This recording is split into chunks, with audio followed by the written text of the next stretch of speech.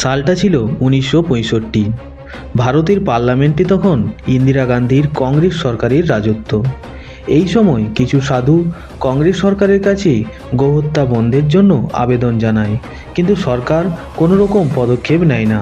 ইন্দিরা গান্ধী ভোটে জেতার জন্য বিখ্যাত সন্ন্যাসী করপাত্তি মহারাজের কাছে আশীর্বাদ নিতে যান এবং পরিবর্তে গোহত্যা বন্ধের জন্য আইন পাশ করার প্রতিশ্রুতি দিয়েছিলেন। কিন্তু ভোটে জেতার পরও ইন্দিরা গান্ধী এই নিয়ে কোনো আইন পাশ করেননি। এরপর 7ই নভেম্বর 1966 সাল, গোপাষ্টমীর দিনে দেশের প্রায় 1 লক্ষ সাধু পার্লামেন্টের উদ্দেশ্যে যাত্রা শুরু করে। তারা গোহত্যা বন্ধের দাবি জানানোর জন্য সংসদ কক্ষকে চারিদিক থেকে ঘেরাও করে।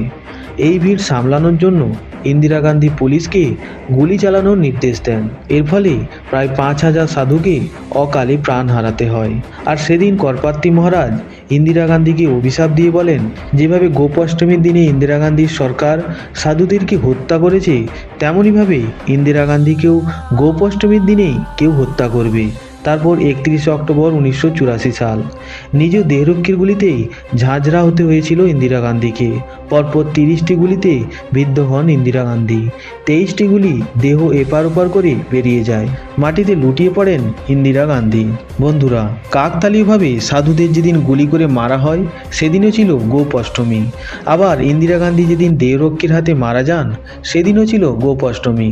এই কারণে হয়তো বন্ধুরা বলা হয়ে থাকে, পাপ বাপকেও ছাড়ে না। বন্ধুরা, এই প্রসঙ্গে তোমাদের মতামত অবশ্যই কমেন্ট করে জানিও। গোহত্যা নিয়ে শ্রী চৈতন্য মহাপ্রভুর একটি সুন্দর উক্তি রয়েছে, যে ব্যক্তি গোমাংস ভক্ষণ এবং যে ব্যক্তি ঘাতককে গোহত্যার অনুমতি দেয়, তাদের সকলকেই সেই নিহত গরুর লোম পরিমিত বৎসরকাল নরকে নিমগ্ন থাকতে হয়।